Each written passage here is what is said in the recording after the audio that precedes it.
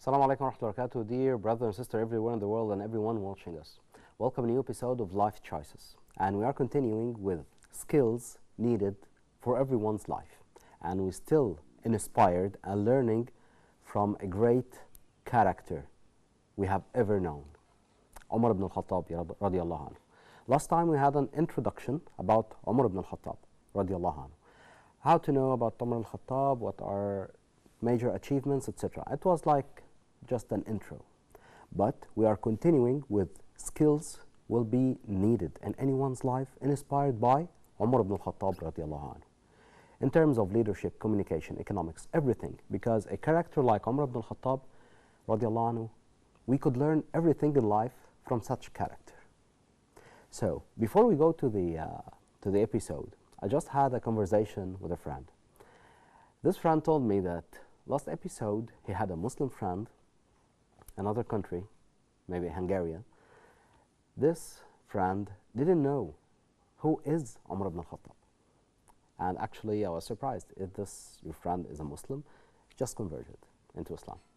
Yes, fine. But for everyone who doesn't know Umar ibn al-Khattab, briefly, Umar ibn al-Khattab was the second caliph after Sayyidina Abu Bakr as-Siddiq radiallahu anhu, who had al-Khilafah, became the caliph after Prophet Muhammad sallallahu alayhi wa sallam. So, in terms of Umar ibn al-Khattab was not just the second caliph. He had a vision. He was a visionary person. And for more information about many details about Umar ibn al-Khattab, his life, his relations, because we have Umar ibn al-Khattab as the leader. We'll have Umar ibn al-Khattab the father. We'll have Umar ibn al-Khattab the negotiator. We'll have Umar ibn al-Khattab the economist, especially the economist, because Umar al-Khattab was, in my opinion, and in everyone's opinion, Umar ibn al-Khattab was a great economist and a great leader. Before we start the episode, I'd like to welcome my dear guest, Dr. Ahmed Afifi. Welcome to a new episode. Welcome to a new episode of Life Choices. Thank you. Thank you so much for joining us again. Thank you, sir. Thank you. Actually, I'd like to start this episode continuing with the last episode. We didn't continue a question concerning how did Umar ibn al-Khattab radiallahu anhu utilize the manpower during his time of Khilafah as he was the caliph. Yes. Bismillah ar-Rahman ar-Rahim. First of all, Sayyidina Umar ibn al-Khattab had a vision, especially after all the countries that they gained going into Islam, especially, as we said, from Azerbaijan north, yes, Iran east, south was Yemen, and west was Egypt. Yes. And during that time, more and more countries joined. So when we had that, he started to think, why don't we build an organization chart or organization structure, okay, which is who will be going where and how. Yeah. So he started to build what we call today the job description or the job specification. Okay, but sorry for interruption. Yes. For our audience who doesn't know what is organization chart and job description. Organization chart, you know, when you work in a company, you find a hierarchy. It's a box that has a name and has a title. For example, the first one above is the CEO, and then you have the CFO, the CEO, etc. The line just under the CEO and the lines after. It's like a hierarchy. This is what organization chart. And this is what Umar ibn al-Khattab radiallahu anhu did. So he is the caliph and there are people under him. So it's same concept. And for the job description that Dr. Ahmed is speaking about, which is who will be doing what exactly, correct? Yes. And mostly that we can go to something called the job specification, which is more like the skills needed for the job. And he started to build it very simple by putting the first thing was you must be a leader with a specific build, a built body, so people would respect you more than fear you. You mean a physical build? Yes, a physical build, because back then it was more respected if you have a physical build. Yeah. So he put Muscular, you this, mean? yes, muscular, Okay. tall, Okay. Wobble. muscular, and this is how they respected leaders back then. Okay. So this was the first thing. A second thing was that he must know everything about Islam as a Muslim. Mm-hmm. And third of all, he must, and this they, he must know everything about justice, All how right. to become just. Okay, Mhm. an important thing about Islam, and he knows everything about Islam because his main job description is, you must teach the people what Islam is, especially the new people into Islam, Yeah. and he's going to lead them in prayers. Mm-hmm. Plus, he must know the justice system, because when people see the fairness of Islam, they're going to join more Yes. and become more Muslim. Yeah. Okay, so he put these, then he started to put the contract. And the contract was in front of everyone. Mm-hmm. He would tell them, you are responsible for letting people join Islam fairly, introducing Islam in the right way, Mm-hmm. and most important thing, that you must have justice. The last thing, he must not work. Most of the Arabs back then, they were traders. Mm-hmm. They used to work in trade and commerce Yes. and all this. Yes. All of this stopped. If you're going to work, Why?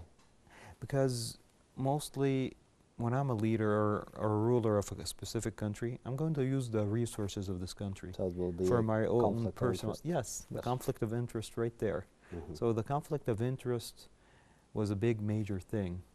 And the last thing, which is part of the conflict of interest, Mm-hmm. Sayyidina Umar never gave the Khalifa, being a mayor, to any of his relatives Mm-hmm. or anyone who asked to become a mayor. Anyone who comes and tells him, I'm ready to be a mayor, etc., he tells them no. Mm-hmm. Okay? So he put this as a contract, Mm-hmm. and in front of everyone, he declared it. And you're responsible for all this. Then he did something that we call today the orientation program. Okay. Okay? This is when any employee enters a new company. Yes. They make an orientation session where they educate him about the regulations of the company. It's like introduction to the company and to the Yes. job. And introduction to the other employees. Yes. Okay? So what happened is that Sayyidina Umar either went himself. Mm-hmm. For example, he would take one, let's say, in the city of Madain, Mm-hmm. okay, in Iraq, and he would say Sayyidina Sulaiman al-Farisi, and he told them, I'm going to introduce you to them. He went himself, and he told people of Madain, this is Salman al-Farisi. If he is responsible to take care of you, and he is responsible to introduce Islam for you, Mm-hmm. and he is responsible to take you to justice. If he has any problem at all, Mm-hmm. please don't hesitate. I have daily caravans and the postal system Mm-hmm. that's going to take all your problems and take him to me.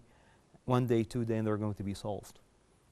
Okay. So 2 days. yes, Yeah. maximum was 2, 3 days. That was the maximum. Today we see months in courts. Yes, yes, months in courts. Yes. And Sometimes years. yes, yes, it's so sad that with today's technology, we're not up to it. And look at this. This is what, 1,400 years ago. Yeah, yeah. And it took a couple of days. Yes, Let's 2, say 3 3 or days. 4 days. Let's Yes. make it 1 week. Yes. With the technology we have today, it should be hours. Yes, and you're talking about people who were introduced to Islam.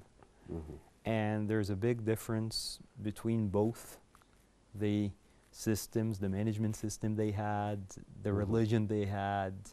Everything was different than Islam. I So believe that everything was different, but I would like to get back to some points of what Umar radiallahu anhu did. yes, And this is what I see the geniusity of Umar. yes, Meaning, first one is justice. Because Yes. implementing justice, this what will build the community and the society in correct way. yes, Because I see, and in my opinion, and I have seen it in many countries, without justice, you cannot build a nation. yes, So, and implementation of ABC rules of Islam it's justice. Yes. Even if you are not a Muslim and you are living in an Islamic country, you should receive justice. Yes. And this is what we see with the Coptic man came from Egypt. He was complaining to Umar ibn al-Khattab radiallahu anhu Yes. from Umar ibn al-As' son. Yes. So justice, I see it as generosity, and I see a vision in Umar. I see that he was naturally born visionary person. Yes. This is why he was able to lead the Ummah. Yes. Because Was. always I see that the leader should be visionary. Why? Because he sees the path. Yes. And usually it is a hidden path that Mhm. I see, and I believe that no one can see but the visionary persons only. Oh, yes.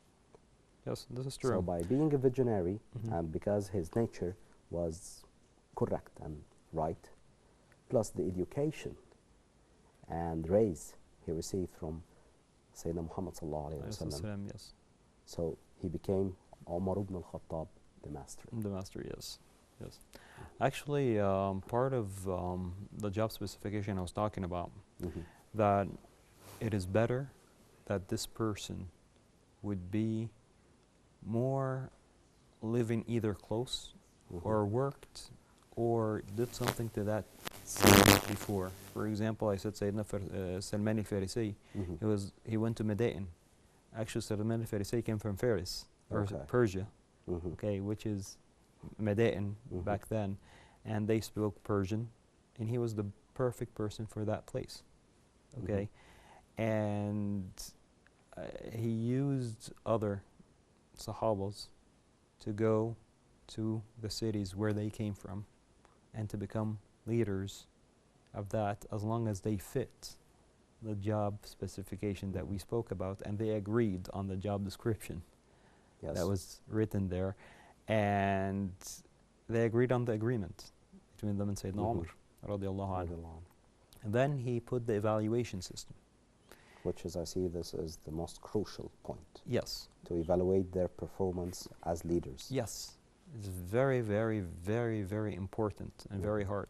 As we spoke about leadership styles last time, Yes. and we spoke about the last one, which was the laissez-faire. The laissez-faire. The laissez-faire is when the leader leaves the younger people or the people under him to work and do whatever they want, and he would receive reports.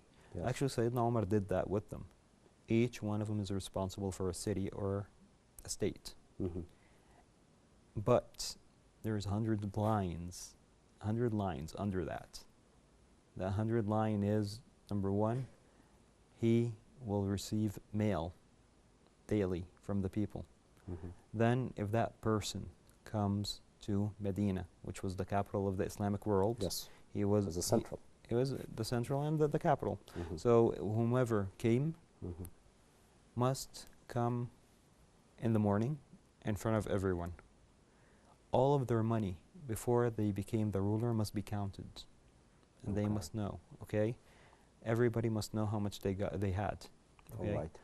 and they used to get compensated Mhm. monthly All right. for their work. Mhm. And Sayyidina Umar did himself Mhm. the evaluation, and he used to go there secretly Yes. or non-secret. Okay. And during Hajj, as we said last time, Yes, he turned Hajj to be an annual conference Yes. where he evaluates everybody. the leaders Yes. that he already appointed to their positions in front of everyone, Yes. all Muslims who went to Hajj. Yes. All right? And that was Yes. Mm. And before we continue this, we have a phone call from Abdullah from Egypt. Hello, Abdullah. Hello. Assalamu alaikum, Abdullah. Alaikum assalam. Shall you please I raise would your like voice a bit, Abdullah? Sorry? Shall you raise your voice, please? Yes, can you hear me now? Is that Ye- better? Yes. Okay, I just like to thank you guys about this very interesting topic Thank you. that we really need to discuss and to spread the culture about Sayyidina Umar as a leader nowadays. Yes. And it would be very, very interesting if you tackle the idea of the political system and the economic system that Umar established at the beginning of that time, and how, because I believe that we Muslims nowadays, we need to applicate these kind of modules of the political systems and the economical ones as we need it nowadays. Yes. It'll be very interesting. Sure. That's it. Thank you very much. Thank you, Abdullah. And as we said in the beginning of the episode, we will have Omar the leader, we have Omar the father, Omar the politician, Omar the negotiator, Omar the economist. Yes. I think what our friend Abdullah needs to know about this, and as I said, the geniusity of Omar, that we can learn in all aspects of life from Omar. Yes. Radiallahu anhu. Yes. Right. Radiallahu anhu. Oh, So, yes. yes, and so our friend Abdullah, if you stayed with us in Life Choices, we will have later episodes about Umar ibn al-Khattab, radiallahu anhu, in all aspects of life, the social, the political, the economic life either. So we'll have the whole life of Umar ibn al-Khattab, radiallahu anhu, in terms of day-to-day activities. We'll not speak about things that we cannot implement in today's time, but will be in terms of day-to-day activities that we Muslims can implement in our daily life, and it will be easy for everyone. Thank you, Abdullah, and thank you for your call. So back again, Mr. Ahmed. Yes. So mostly we're talking about, today we call it the employee evaluation or the performance appraisal. Yes. And currently we have something called, you hear today about the 360-degree system. Yes, many names actually. Yes, many names. And back then it was very simple. Mm-hmm. And the people you rule are evaluating you. Yes. And your manager is evaluating you. Yeah. Okay. And there's a comparison between you and the other mayors or state leaders. And it was very, very, very important. Actually, concerning this point, Yes. because I see a governor in a certain country, he does something similar to this. He has every year all the ministers in one conference. It's annual conference.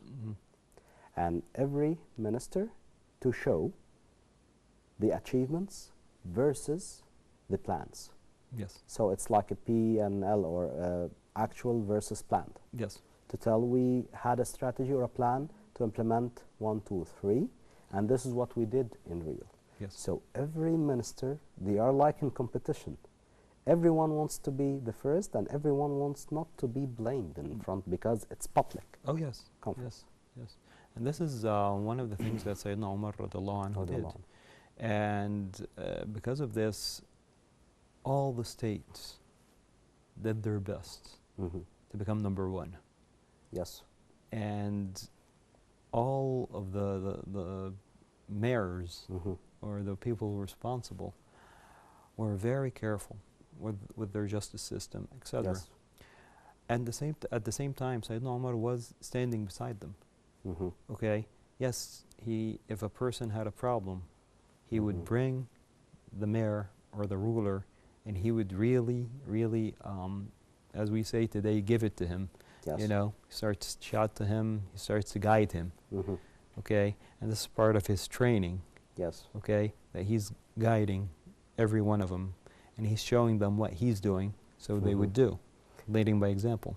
Yes, this is what the leadership of by example, and this is the balance. Yes. So I'm not only against my leader for the favor of the people, but I'm also guiding the leader, the governor, in order to make the life of the people better. Yes. And this competition, it was I see my opinion, it was a competition for making the life of the people in the Islamic world better. Yes. So who wants something better than this? Yes. Who else? And they would get extra compensation for this. Yes. They would get extra compensation. They would get better, something better, you know, better position, more land to control, etc. I see. And this was the most important part, okay? And the best thing is that Sayyidina Umar didn't only use men, he also used women, okay?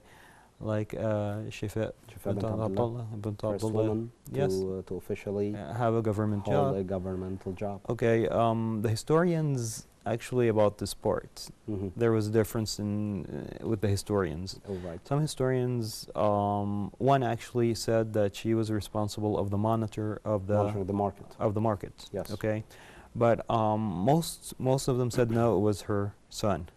Okay, so this was most of the historians. All right. Okay, but she had another job, which was better. Mm-hmm. There was no better job. Okay, but her job was mostly to give Sayyidina Umar point of view, from a woman's point of view, of what is happening with women and families. Okay, Okay. and she got paid for this. Mm-hmm. Okay, what are the problems that are women facing, etc. Like one night, Sayyidina Umar heard some women, Yes. and they were talking about Missing their husbands. in missing war. their husbands, Yes. and he sent her to them, Yes. and she sat with them and she talked, Mm-hmm. and she told them they are missing their husbands. Yes. So he went to his daughter, Mhm. Sayyidah Hafsa, which was married to Sayyidina Muhammad sallallahu alayhi wasallam, and she told him, he told her, what do you think and what do you recommend? How long would a woman stay away from her man? And she said 70 days would be the maximum number of days. So he gave an order that all the men who went to introduce Islam and or who were fighting against the Byzantines and the Persians, they would go fight maximum 70 days and they would come and the exchange would happen. Yes. Today, in the labor law and the military law of Egypt, I don't know about the rest of the Islamic world, but I know in Egypt, it's the maximum number of days is 70, okay, in the military and in the labor law for somebody to stay away from his wife. Till today, we're talking about 2014. Actually, this is how I see another geniusity of Omar, because this is something that was not written in the Holy Quran or in the Sharia, but they faced a problem. Yes. And when the mother or the woman is complaining for something, this is crucial for the society, because who is taking care of the kids? The mother, The mother, yeah. and the father. Yes. So, and now only the mother, because the father is in the army. Yes. And he faced a problem. What did he do? He collected data and he started to consult some people Yes. who are experienced in such issue, and they introduced a solution to this problem. Yes. And this is how I see a geniusity of Omar. Yes. Yes. And it is very simple. I see it as genius and simple. Yes. Yes. You collect Actually, data, you analyze these data, and you produce solutions for this problem through the data you already collected. Yes. Another part of his geniusity was Sayyidina Sa'ad ibn al-Waqqas.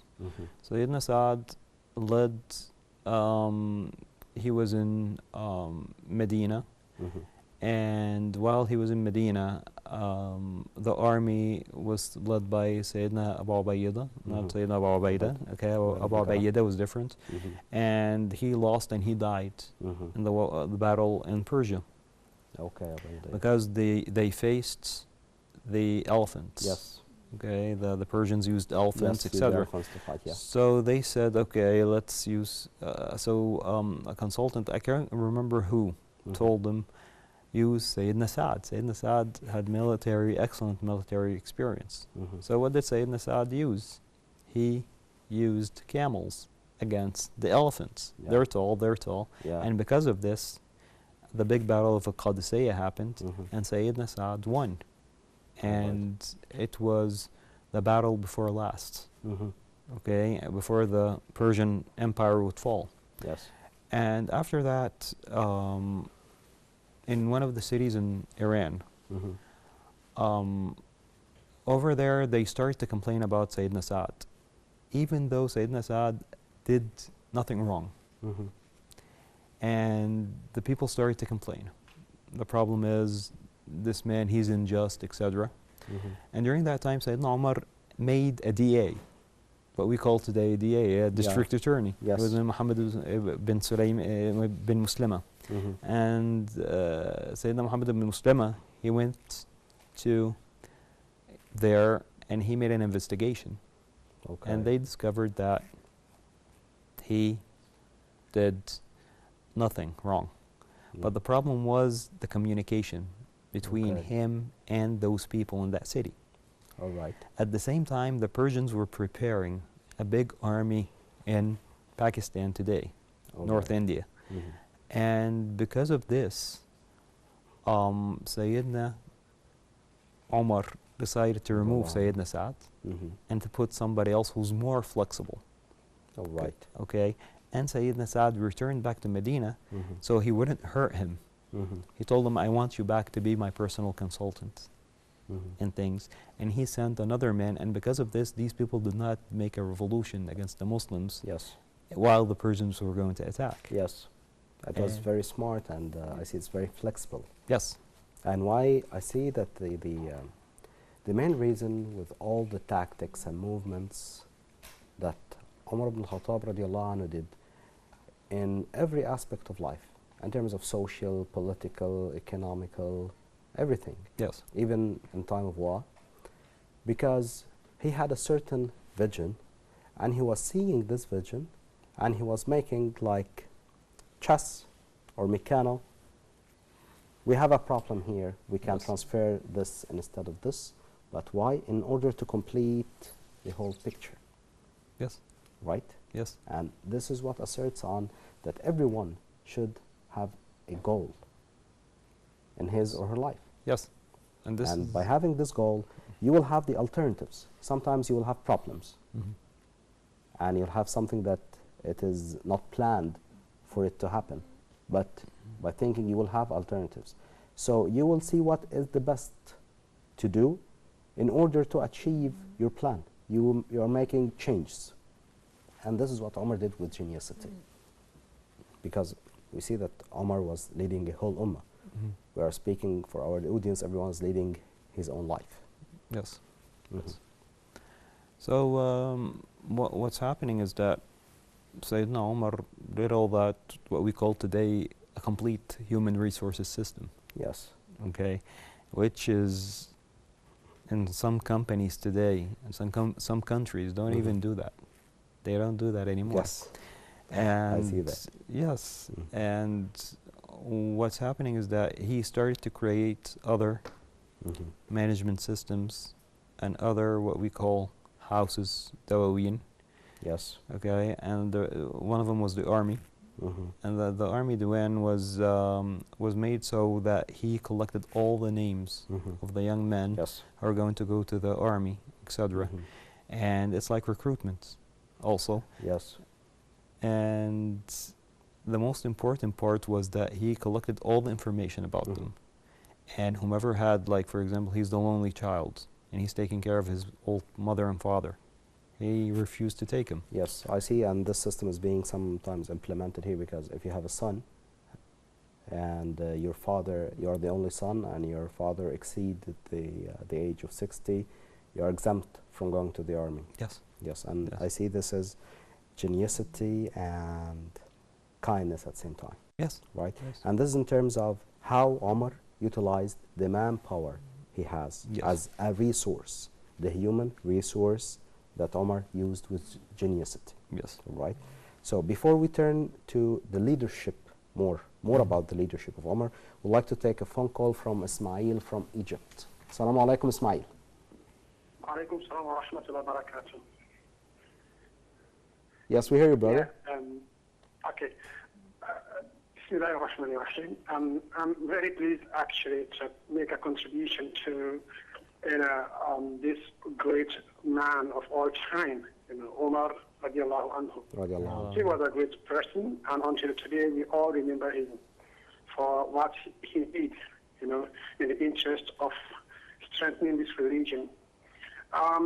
Omar is one of the great examples that every leader, whether today or tomorrow or in the future, should imitate.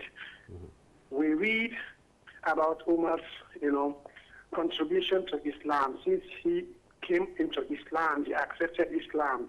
He migrated with the prophets to Medina in that particular difficult moment. He spent all that he had in order to protect the prophet and to protect his religion. So Umar's values are very much great, and we hope Muslim Islamic countries and Muslim around the world could imitate the values of this great personality. And I'm very happy actually that the speakers have been mentioning the things that actually this particular man has done in the interest of serving the religion and serving God. So it's a good topic, and I'm still following it, and I hope that everybody who listens to this particular segment will learn more of the values of Umar radiallahu anhu.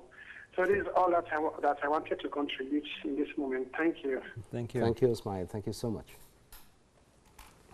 So speaking of the values, because we already displayed a competency model, this pyramid we already introduced before, and we are following these competencies and values and inspired by Omar, because I saw some examples that could affect the Islamic world these days, because myself comparing today's Islamic world status to Omar's time, and I see myself, I'm not satisfied with what we are now comparing to what we were. Yes. Because the benchmark is always there, right? Of course. Yes, and we see that if we started to learn from our origins, our ancestors, Rasul Sayyidina Muhammad sallallahu alayhi wa sallam is the ultimate, and then Abu Bakr as-Siddiq radiallahu anhu, and then Omar. Especially these days, we need Omar. Yes. And everyone in the Islamic world, in the Ummah, could be Omar. Yes. Not 100% Omar or not all Omar, because we are in different time, but we take the ideas and the concepts of Omar. Yes. Like being a visionary, like justice, implementing justice. Yes. And this is not Omar to the whole Ummah. Just be Omar for your family. Yes. Because everyone, if he became 1% of Omar in his family or inside his home, the Ummah is being shaped by families and individuals. Yes. So if we have many Omars, the Ummah will move forward. Yes. Right? Yes. And this takes us to the point of how Umar ibn al-Khattab radiallahu anhu led the Ummah. Yes. Because it was a very, very huge task. I cannot imagine it all, because it needed a real genius character like Umar. Yes. And he had some values. And through the values, he already was able to lead the Ummah. Myself, I see not a value but a skill. Umar was a visionary. Yes. Right? And this is what every man in the Islamic world should acquire, Yes. this skill. Some people are naturally born visionaries, and some need to work in order to acquire it. Yes. Right? So being a visionary is for every father, for every brother, for every son. Yes. You should have a vision, and this is what we have discussed before. Yes. And this takes me to a quote said by Omar. He said, بئس الوالي الذي اهتم بعهده وليس بما بعده. Meaning, the worst leader or the caliph who takes care of his time and neglect what's being for later. Yes. This comes the vision through. So you should have a long-term vision to serve what is after you, because the humanity continues. Yes. So what Omar did, radiallahu anhu, it was not for his time. Actually, yes. It was for later generations. Yes. Yes. And this is how a person being a visionary, because I see that some of our audience ask, how do I become a visionary? Simply, if you are a father, work for your children. Make the future for them. Yes. If you are a son, now make a better future for your parents and your brothers and sisters. Yes. So this is how you become a visionary, right? Yes.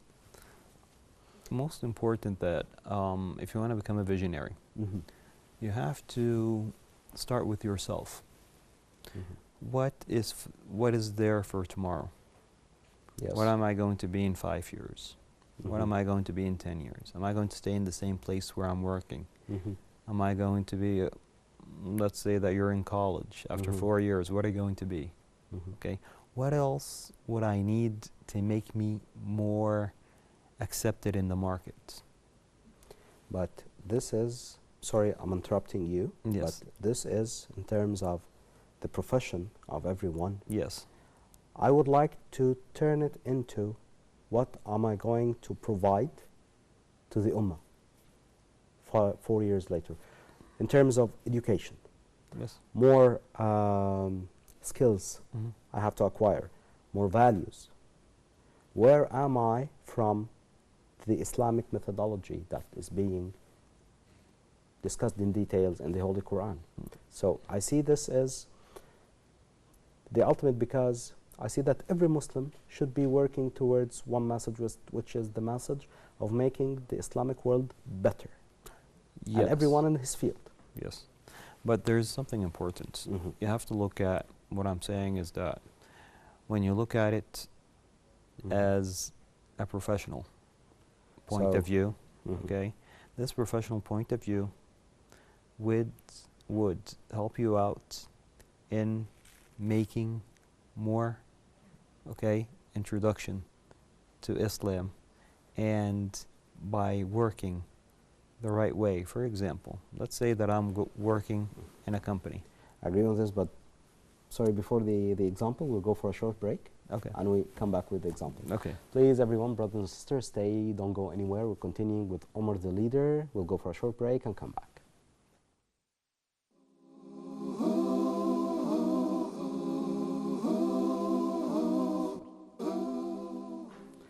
Welcome back, dear brothers and sisters, for part 2 of Life Choices and Omar the leader. We continue with Dr. Ahmed. So Yes. you were about to say an example before the break. Yes. The example that I'm going to give is that when Muslims became very good in commerce, Yeah. okay, and they were going around professionally, they were perfect, okay. Yes. So they were selling their goods to Indonesia, Philippines, and Malaysia. And while they were doing that, they started to introduce Islam because their tribes had problems together. So it And was with the Islam through the tribes- commerce. Yes. Yes. And this is what I meant. Yeah. You become professional, you know yourself, etc. And when you become so good, people are going to ask, what's this person's religion? Why is he so good? Why is he so honest? Why is he, you know, when you know yourself and you have a vision for tomorrow, you're very, very, very good. People would love to know you more. Yes. And when they know you more, they would like to know More about how, you. yes, and how did you become like that? Yes. They're going to say, oh wow, this person, he prays 5 times a day, and when does he have all that time? This is the secret. Yes. The ingredient. Yes. Yeah. And this is how it goes. Yes. So, and this is, I see it, it's something perfect for everyone, because we all work in different fields. And your profession could be a gate for non-Muslims to enter Islam. And this is asserts on what we said before. Every Muslim is an ambassador to Islam. So, concerning, I see that Omar led the Ummah in different methodologies through different situations, I see. Because when I was studying Omar's history, Yes. I see different, I can't say different, but genius and different character in every situation. And this is what in today's language, sometimes we call it situational leadership. Yes. So, what are the methodologies that Omar used to lead the Ummah? Because when you have an Ummah, you have an army, you have an economy, you have social life. How to lead all of these? It's like handling 100 rows in one hand or couple of hands. And you are making these 100 lines to make progress.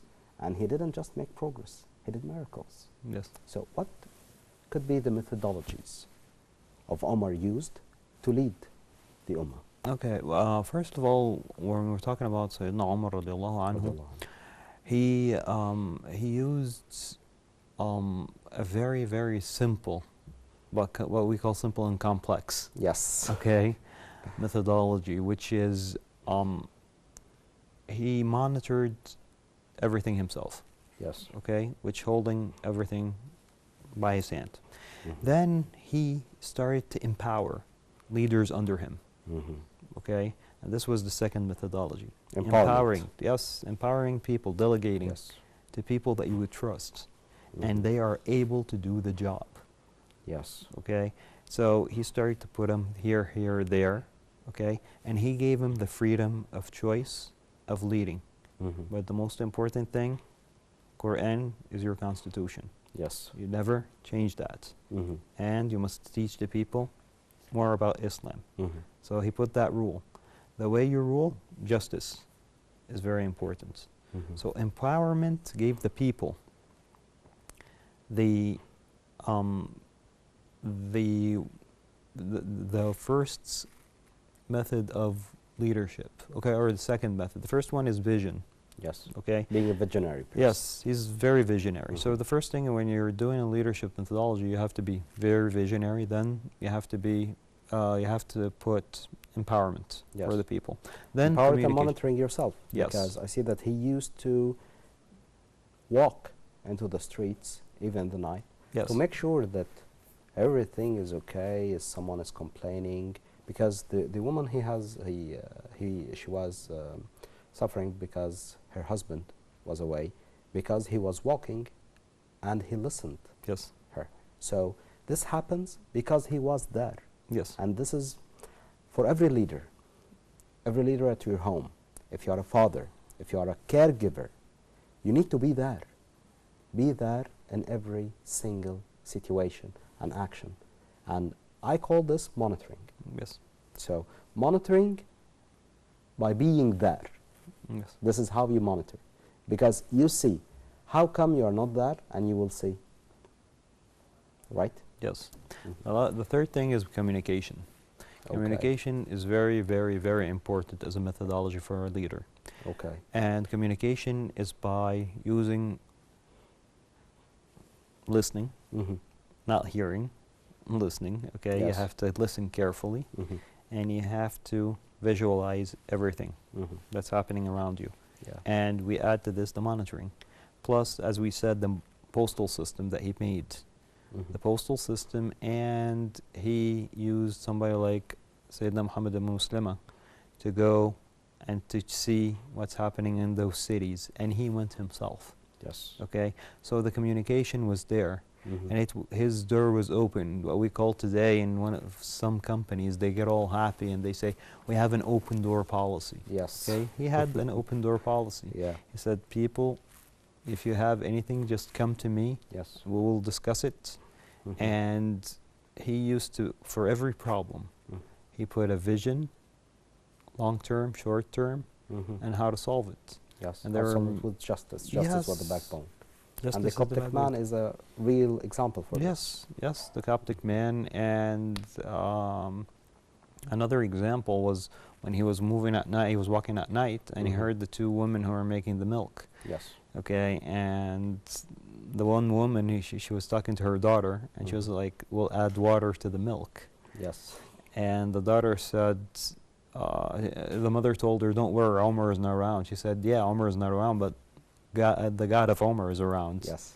So when Omar heard that, he married her to one of his sons. Yes. That woman, that daughter. Why? Because Mhm. she was just, and she was afraid of the God of Omar. Yes. Okay, so we said communication. After communication, you were talking about what So else? in order to summarize it, Yes. we had vision, Yes. so being a visionary. Yes.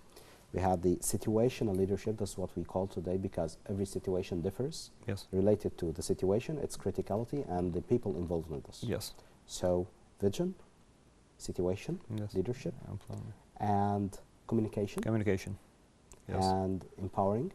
Empowering. Yes. So how to empower people under you, because you cannot handle everything. You have people under you to implement the Yes. job, and you monitor their performance. Yes. So I see that if we implement this model on a family, Yes. so the father empowers the mother or the the elder Yes. son or Mostly the daughter elder. Yes. to take care of their brothers and sisters. Yes. While he's away, he's traveling for a job or for any reason. And he monitors the performance and he intervenes. Yes. So because this could be interpreted by people, they throw the responsibility. Yes. Which is not the case. Of Monitoring and empowering is something, and throwing the responsibility is something else, which is very dangerous. And I see it destroys communities. Yes, what's happening today in all over the world. Yes. The man who would leave the home and he would go work somewhere. Sometimes he's there, but he's not there. And he's not there, yes. And on this. the other hand, the same thing with sometimes the mother is the same. You would find her, she's working all the time.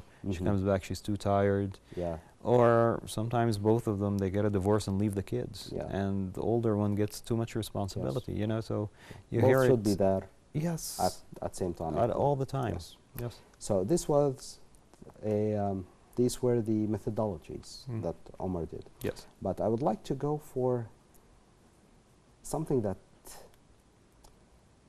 it's in the personality of Omar, or did Islam did this to Omar. About Omar's leadership before and after Islam. Yes. Yes. Actually, before and after Islam, historians have said that Sayyidina Umar didn't change much. Okay. Justice what justice? But yes, justice. He was very just. He was known as Al Farouk. Yes. He was very just. He was a diplomat before Islam. Yes. He was one of the nobles of Mecca. Yes. And everybody respected him. Okay. But what Islam did, it led him to the right path. And this is why Sayyidina Muhammad sallallahu alayhi wa sallam said always, Allah please provide us with one of the two Omars. Yes. Okay. And when he said that, he wanted, because this man is one of the nobles and he's very just. Okay. Yeah. So his personality didn't really change because he stayed the same. Even before he became a Muslim, he was tearing inside of him. He knew that Islam was right. Yes, and I see this. And this is why he turned into Islam. Yes, and the stone worshipping is wrong. Yes. And he was like, if I become a Muslim, perhaps Mecca is going to turn into civil war.